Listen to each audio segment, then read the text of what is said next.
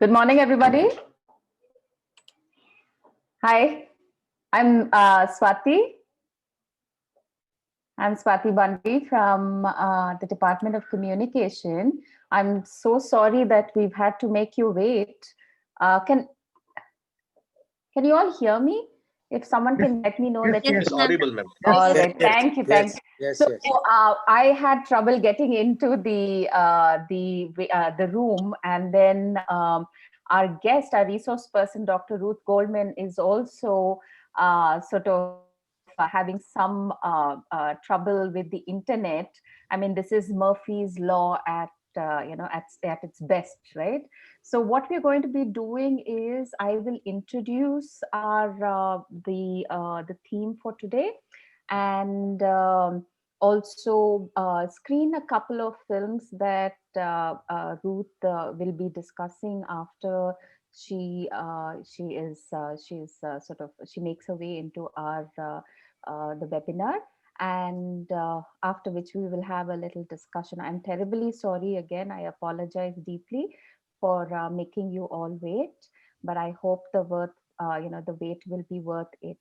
So let me sort of, I know Ruth isn't here, but I would like to take this opportunity to welcome all of you to the webinar with the theme Storytelling as Research Method, research methodology in the arts and the humanities. So we're doing things a little bit differently from usual. We are going to be screening a film, and then we are going to be having a discussion on the theme of storytelling as research method. So our resource person for today is Dr. Ruth Goldman, and she is an associate professor in communication in the Department of Communication at the State University of New York, Buffalo State College in the United States. She is a professor, an associate professor of media production in the communication department, and the coordinator of the Women and Gender Studies minor at Buffalo State College in the United States. She is a film editor, production manager, line producer, whose films have screened across the world, and she is her research also focuses on gender theory, on queer film theory, and the practice of and theory of social justice documentary. She holds a PhD in gender studies and American studies from the University of Buffalo, and a Master of Fine Arts from the University of Buffalo in Media Studies. So I'm just going to sort of try and set the context for the film as well as the discussion to follow. But seeing that Ruth hasn't joined us yet, uh, I'm just going to tell you a little bit about the films. We are going to be watching a clip of a documentary called "And These Are Jews," which is about 3 minutes long. And this is a film that Ruth made about her own family. She is Jewish, and it kind of traces the history of Jewish migration into the United States. And the other longer sort of experimental documentary short film is called Crossings.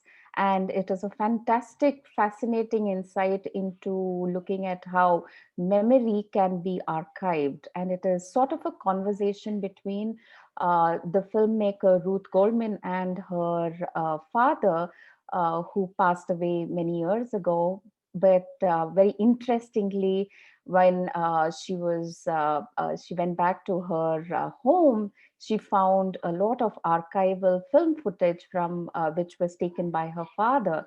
And so she used that found footage, and she made this really fascinating short film, which sort of works as a conversation between her and her father, who has long passed.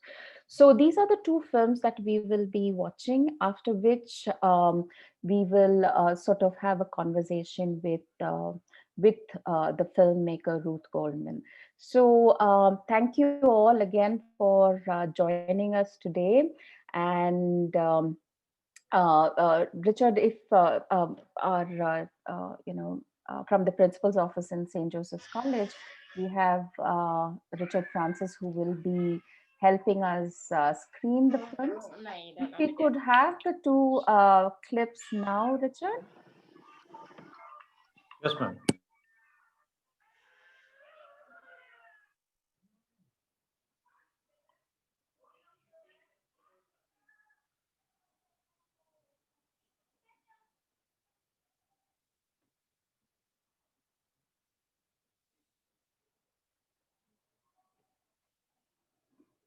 So this is Crossings. This is the longer 10-minute. I can't hear the sound.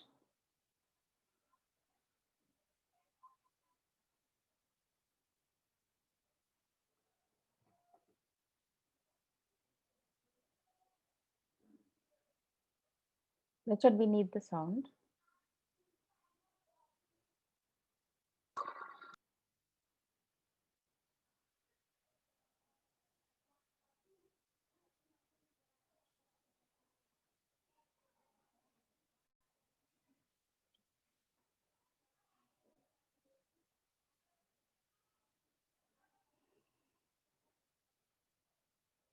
Richard, we need the sound, please. The sound isn't working.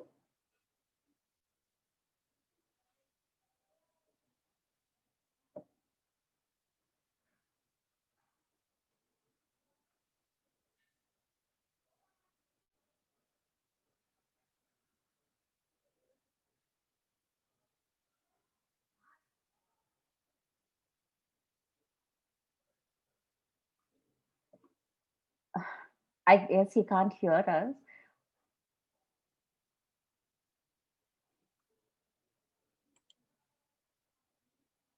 Okay, this is not much fun to watch without the sound. If you don't mind, can we? Okay, there it is. Are we working on the sound? Yeah, yeah. Thank you, Gitanjali. I'm sorry, but I'm not able to hear the sound either.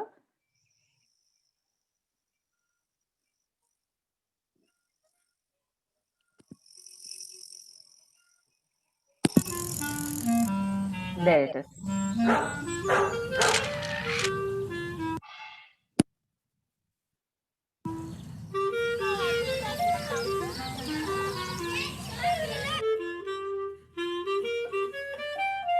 Can we full screen the film and go back, please?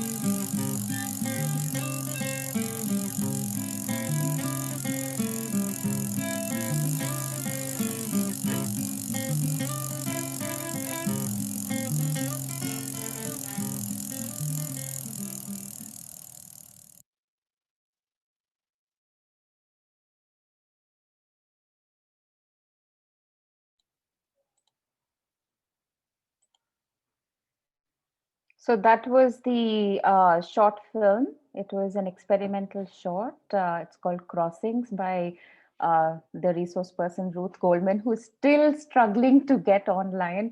I'm so sorry for that, but she's dialing in from.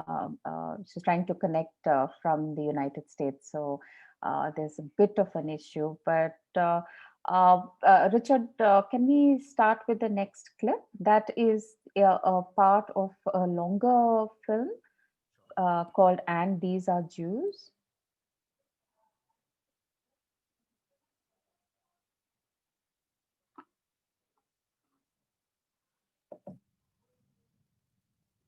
My name is Ruth Goldman. I was born in Cincinnati, Ohio, in the year 1965. So-called race riots were taking place all over the country. But it wasn't until I was in my mid-20s that someone told me I was the product of a mixed marriage. It's not what you think, though. This is my mother's family, Eastern European Jews from Lithuania and Austria, who immigrated to this country in the late 1800s. And this is my father's family, German Jews, who immigrated to this country in the mid-1800s. Just to clarify, my mother's family were Eastern European Jews, and my father's family were German Jews.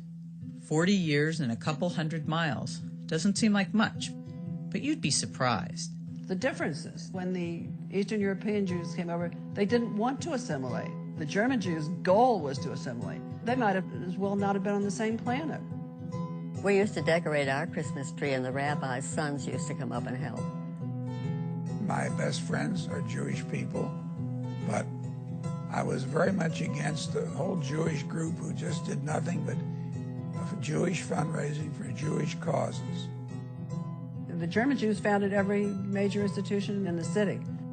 They were the only ones that were here. That's why they did it. That was important for me as a kid, to try to be part of the general community. My great-grandfather was anti-Zionist, as were a lot of the rabbis at that time. It tended to be confusing. How could you be proud of being Jewish when at the same time the message was, keep a low profile, don't make anything of it. You were kike if you were a Jew that you didn't think was any good. I asked Grandma why she celebrated Christmas and Easter, and she said that's the way she was brought up. I often said early on that mine was a mixed marriage, because in Cincinnati terms, it was. I forgot about that mixed marriage comment until 10 years later when my cousin Roger was telling me about going to Cincinnati as a child. I was sent by my parents to Cincinnati to participate in the Christmas parties. 2 solid weeks of parties, morning, noon, and night, without stopping. It was almost a Victorian system. And this was a bunch of Jews? Not a bunch of Jews. They were all German Jews. German Jews. Do not ever say Jews. It's only German Jews. So I decided to return to Cincinnati to find out more about my German-American Jewish roots.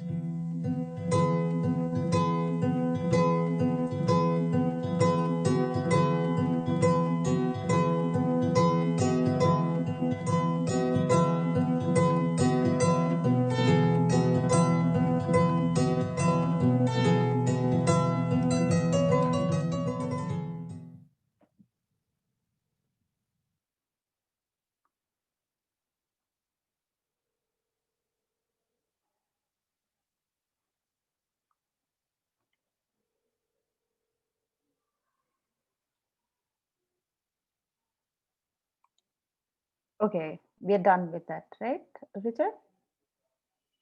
Okay, so again, for those of you who just came in, thank you for joining us on our research methodology in the arts and humanities webinar.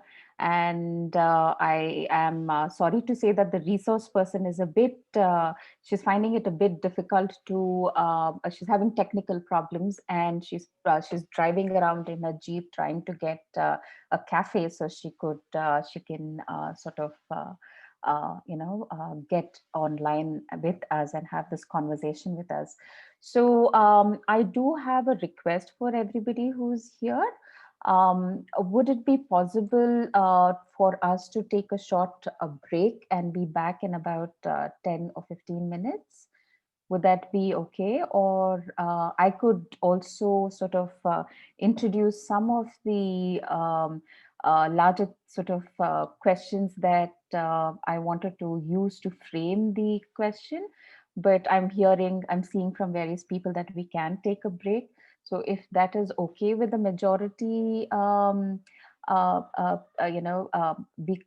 would really help, because Ruth has promised us, and she's asking us not to leave.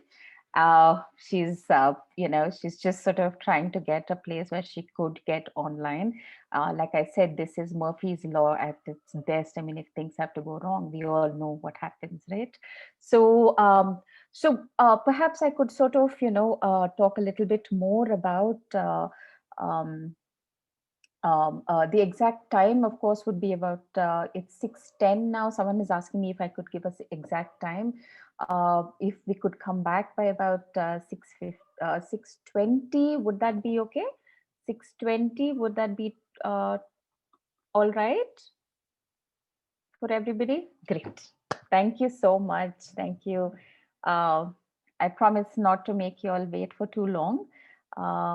We'll see you back at 6:20. I'm sorry, actually at 6:25. I think about a 15-minute, 20-minute break should be enough time, if that is all right. I'll be here anyways, so we could continue the conversation. Thank you so much.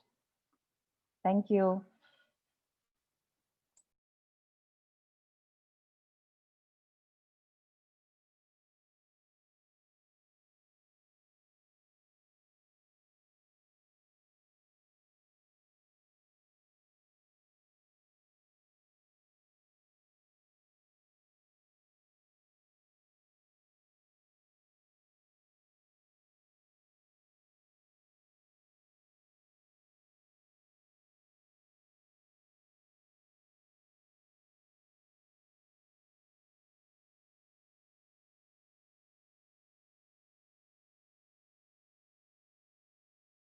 At SJC have demonstrated that research is a massive sort of an endeavor of unpacking everyday phenomenon. These are things that already exist but need to be unpacked. And these are the various research webinars, whether they're in the life sciences or the physical sciences, in literature, show that this endeavor of unpacking everyday phenomenon has very discipline specific ways, and they can be done as problems, as questions, as texts. And there are there are specific ways in which one approaches these problems or texts or questions. Another thing that these research methods, these webinars that the SJC Research Committee has been putting together is is to make this thing clear that these traditional, well-established methods in the physical sciences, the life sciences, or even social sciences work towards tangible, verifiable, and visible results. And the visibility of course comes through very quickly. For example, we can take what's happening with the pandemic situation, where information that is coming out in the sciences is very quickly visibilized. It's made visible, and it becomes relevant quite immediately in economic policy, in healthcare policy. They show up in television, newspapers. They are also taught in schools and colleges. They're sent through family WhatsApp groups. So they become very, very familiar and very quickly visible. So, uh, but there are other ways of knowing this everyday phenomena, which are not tangible, which are not readily verifiable or visible. And that is where these stories, whether they're documentary films, whether they're fiction films, I'm sorry, I have to ask that you turn off your mute yourself. Okay, thank you. All right. So what I was saying is that all right.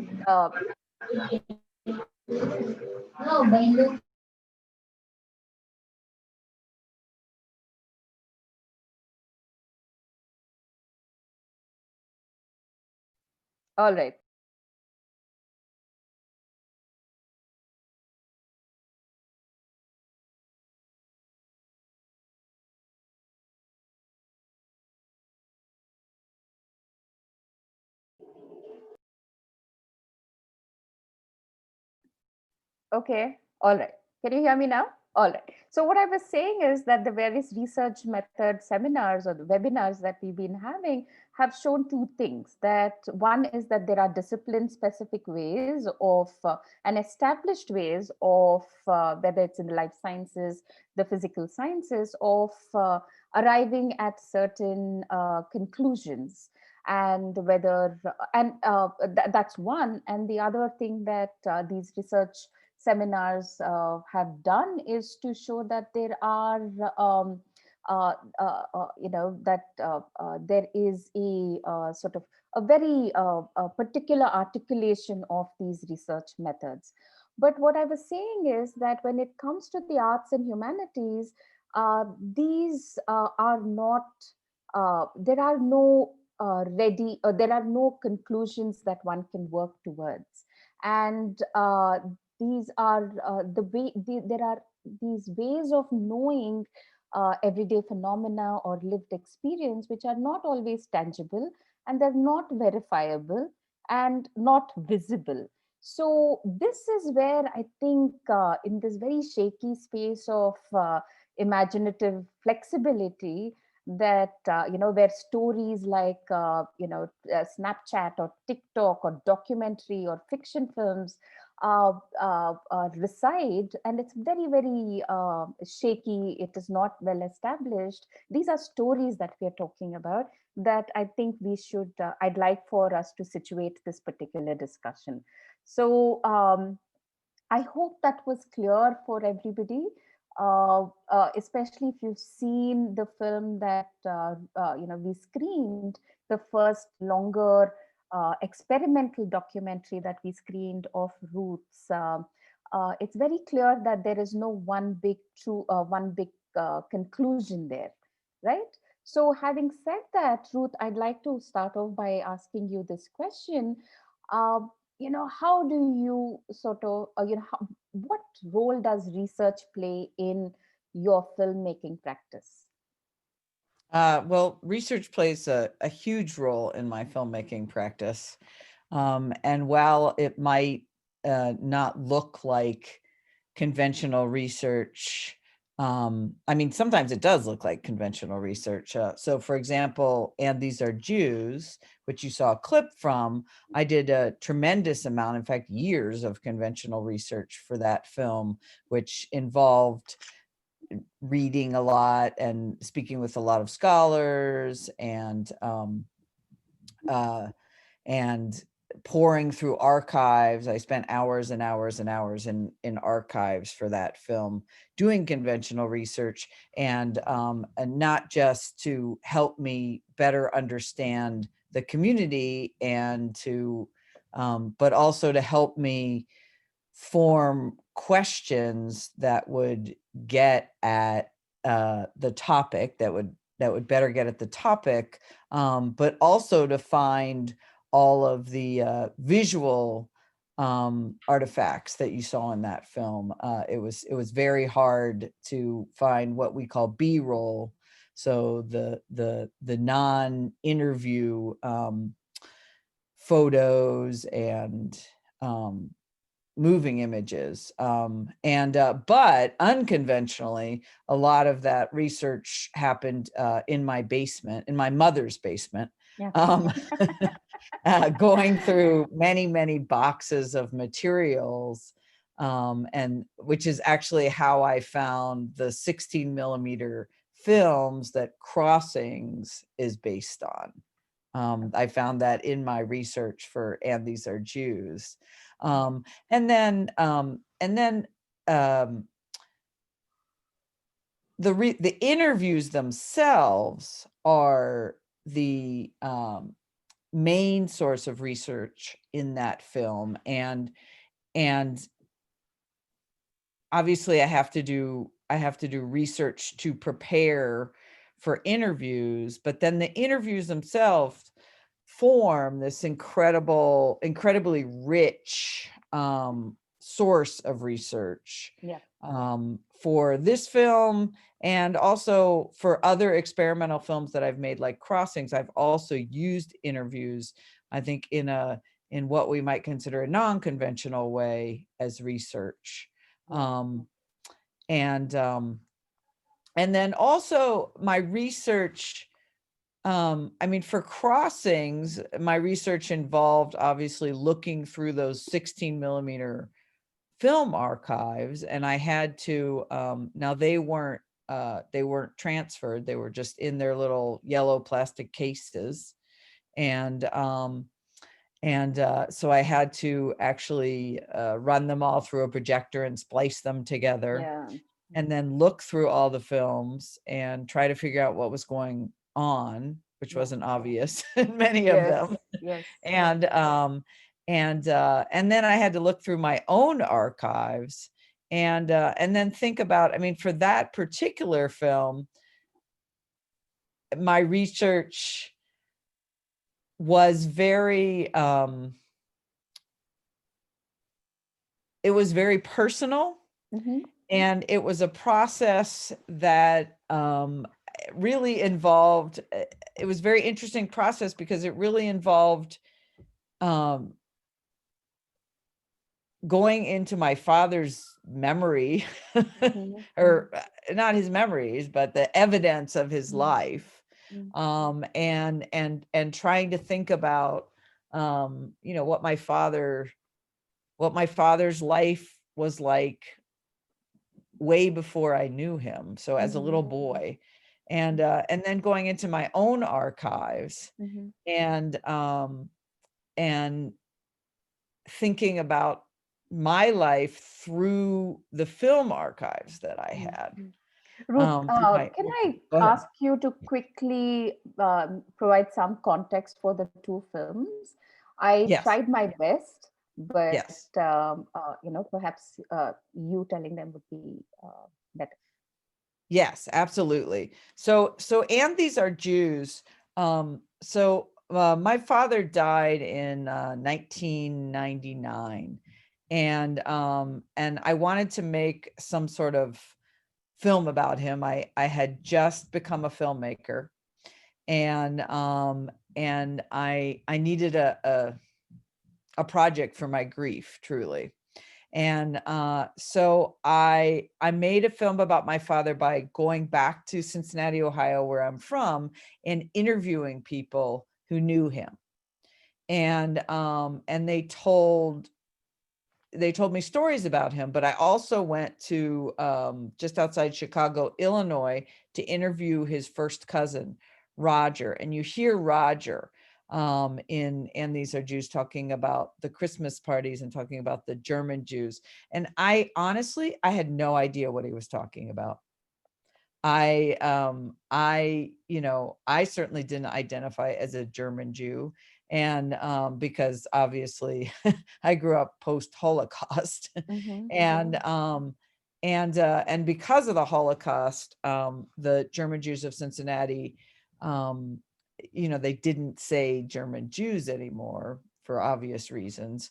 And so I was fascinated, and I started asking my mom a lot of questions, and then my mom, and that obviously is not her community, but my mom encouraged me to go interview some of the older members of that community who she knew and I didn't know.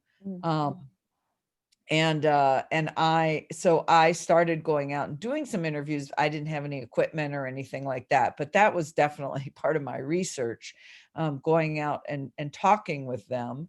And so that film became this exploration of my own history, my family's history, but of the history of this community in Cincinnati, Ohio. And what I came to learn is that it was a very interesting and not totally unique, because there were other German American Jewish communities in the United States who were really similar in terms of their process of assimilation. And so that film was so interesting. I spoke with so many people for that film and really got a much better sense of the richness of Jewish history and identity in the United States. And in doing that film, in looking for, going through archives in my mother's basement, and for a lot, I was lucky enough to find the 16 millimeter film, and I had no idea what it was. It was labeled, though. I mean, you saw a couple of the labels actually in the film. Yeah. And I started to look through that film, and I included several clips from that film. Okay, there's a baby somewhere. All right. Richard, I'm sorry. Okay. There we thank go. you. Sorry about that. There we go. Yeah. And I started to look through those films, and I used some of them in And These Are Jews, and I just couldn't stop thinking about them. And so several years later, actually quite a few years later, I decided that I had to make a film with those 16 millimeter films. Yeah. And and that was a continuation, really, of the exploration of my own identity, but in a much more experimental and creative and more intuitive way. So, Ruth, you bring up something really interesting about the interview. And, I think it was about 20 years ago when Charles R. Brigg in Social Science Research said, and I quote, an interview is where it's an opening up of questions that we already think are solved, right? And I think this is such a wonderful quote to think about the role of an interview in the arts and the humanities. Because I think there is a difference in the way in which one would approach an interview in the sciences, for instance, where there is a definitive sort of some sort of a progression towards something. But here, what you are talking about is, you're interviewing yourself. How do you interview yourself, and how do you interview your father who has passed? And then use what you get from that process to making something that is historical, right? That is social, that is cultural. So I would like for you to talk about the role of the interview, right? And also, how does figures into your practice, your filmmaking practice?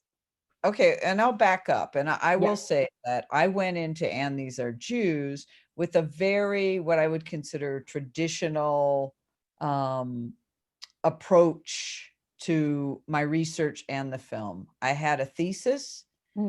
I had a set of assumptions about this community, and I wanted to use the interviews to prove my assumptions. So it was really actually quite biased. Okay. My approach. I'll just be very honest about that. And luckily, so for film, we do what are called, if we're lucky, if we have access to people, we do what are called pre-interviews.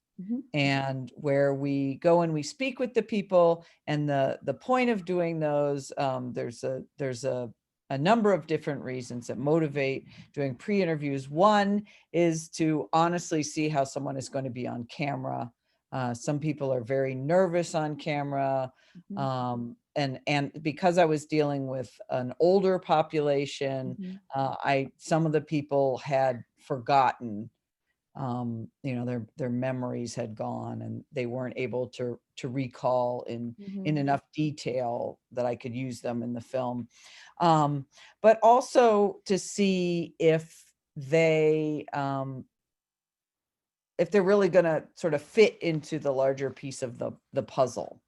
And so I ended up interviewing, I don't know how many people, probably 30 people. And I discovered in that process my own biases, because their responses were not at all what I was expecting to get. And of course my biases were drawn from my life and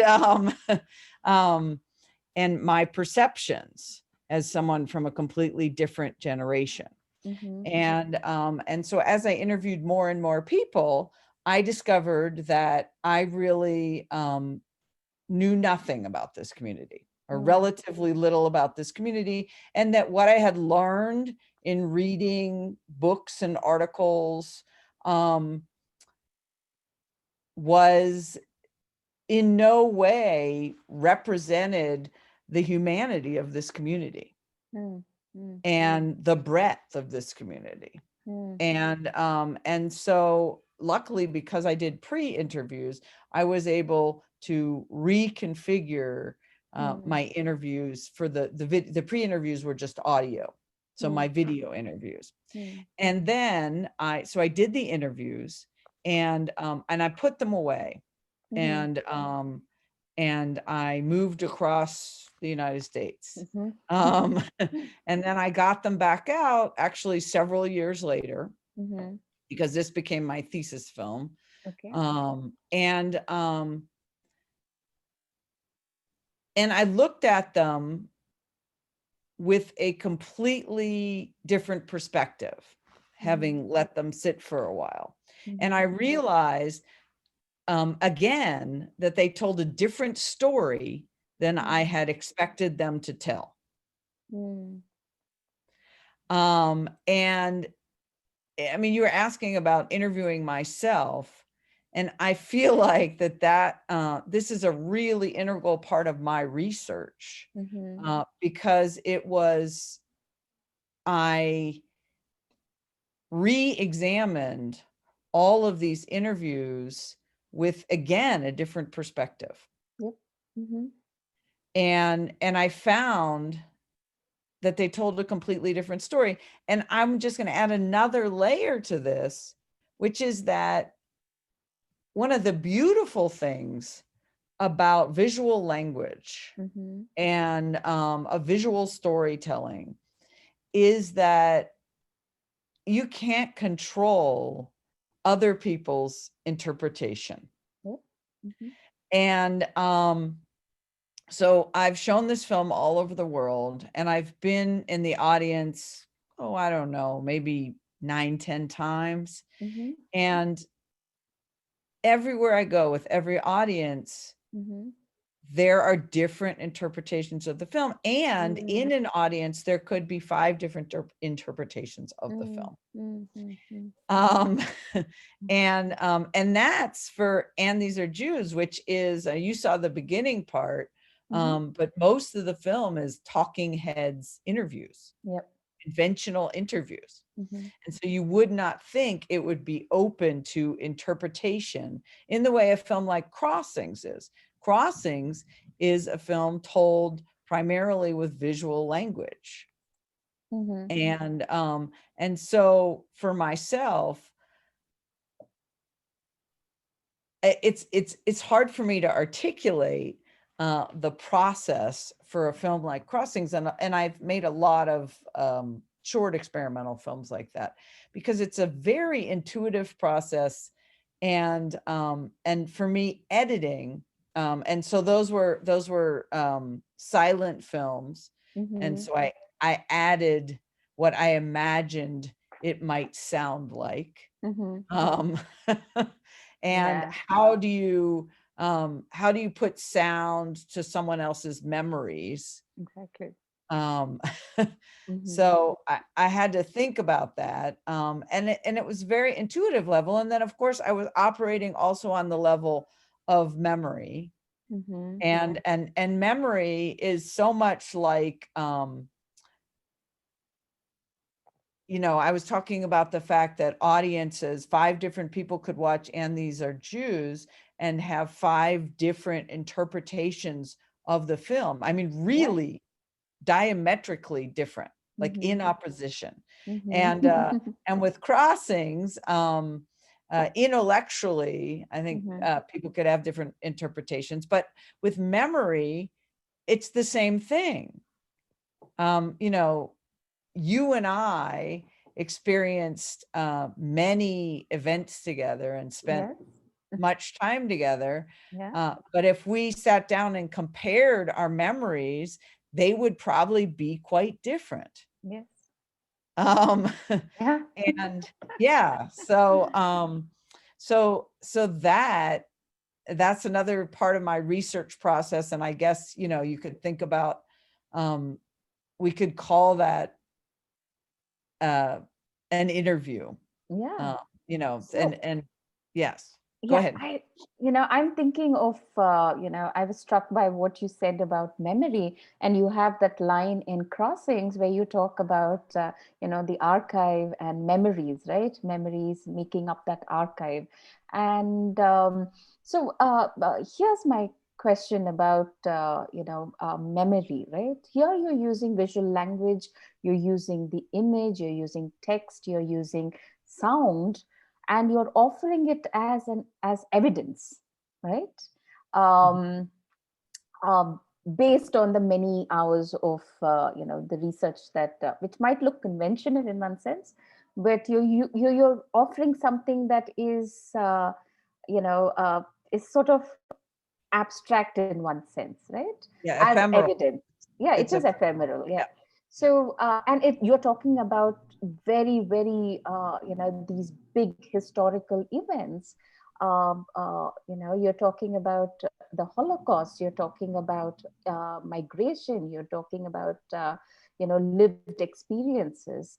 But that's all coming. The research or the evidence is coming from people's memories, and then and you also offer the photograph, the image, and you play with that idea. So I'm wondering if you could talk a little bit about a little bit more about how you look at the larger, broader sort of offering that you are doing with your film into the archive of public, the public archive.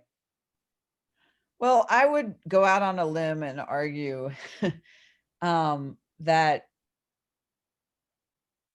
unless you're doing an experiment that, is a physical experiment, Mm-hmm. where the person is going through a subject of processes Mm-hmm. during the experiment, Mm-hmm. all interviews are based on memory.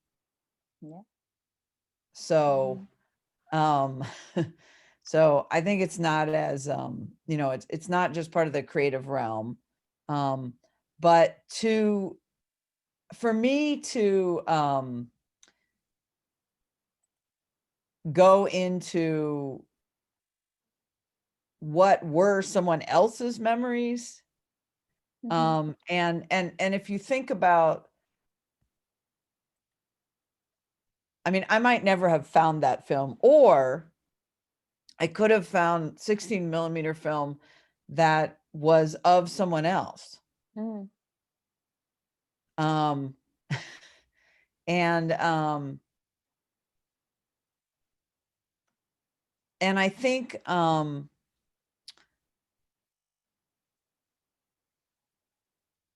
so the idea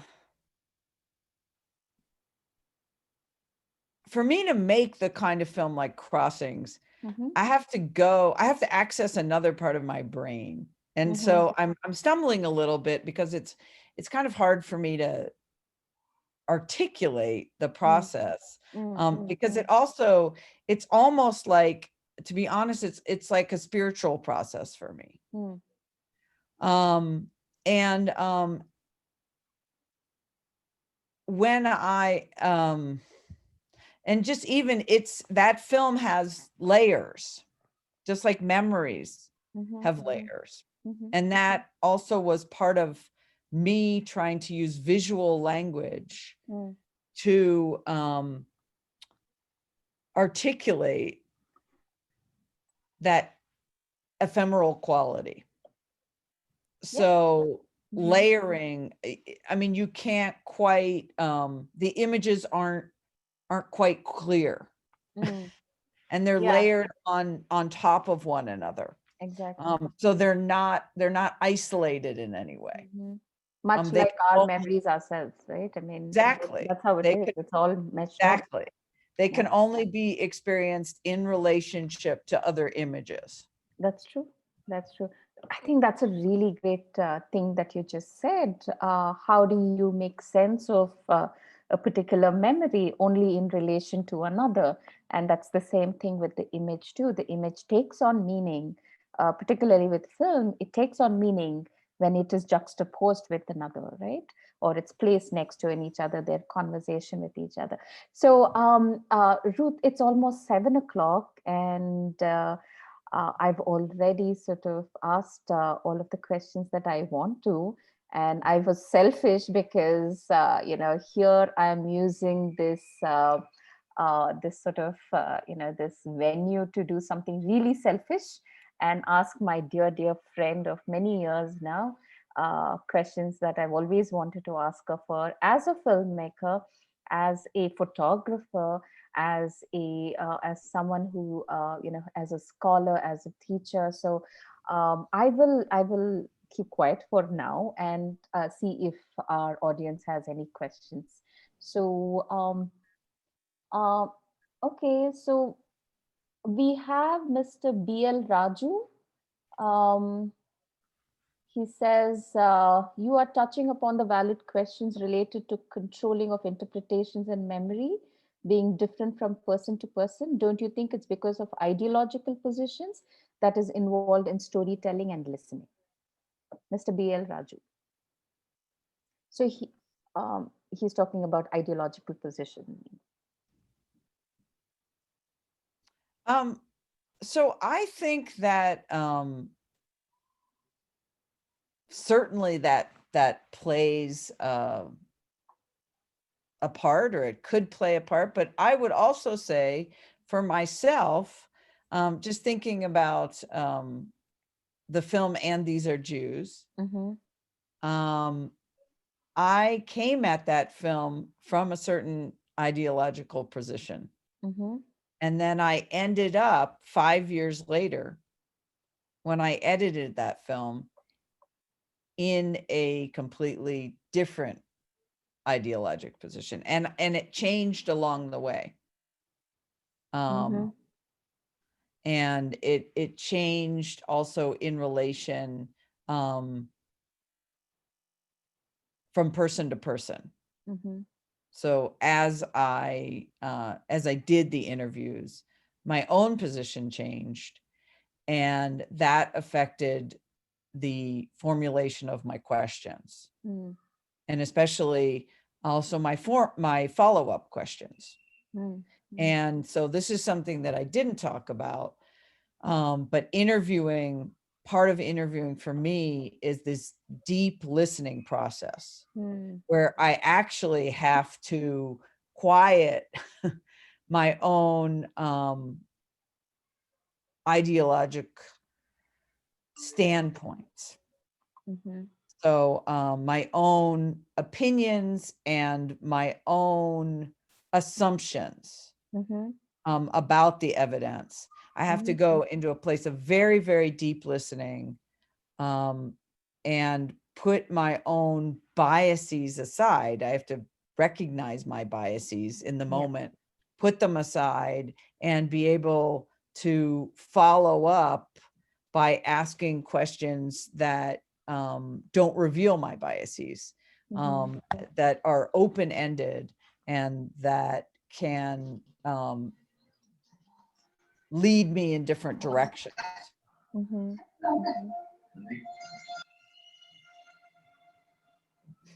Okay. Thank you, Ruth. Does anyone have any questions? Please feel free to raise your hand and ask the question, or you can post it in the chat box. Okay, so um, we have 1 second. I'm so sorry. Roy Pereira, who speaks about, we have spoken about the methods of the physical sciences and how they arrive at truth. And I think this is more of a comment. He says, I am from the physical sciences, but yet I feel the truth arrived at through storytelling reaches the heart of my listener audience most strongly. So both are telling the truth. I agree, Mr. Roy Ferreira. Yes.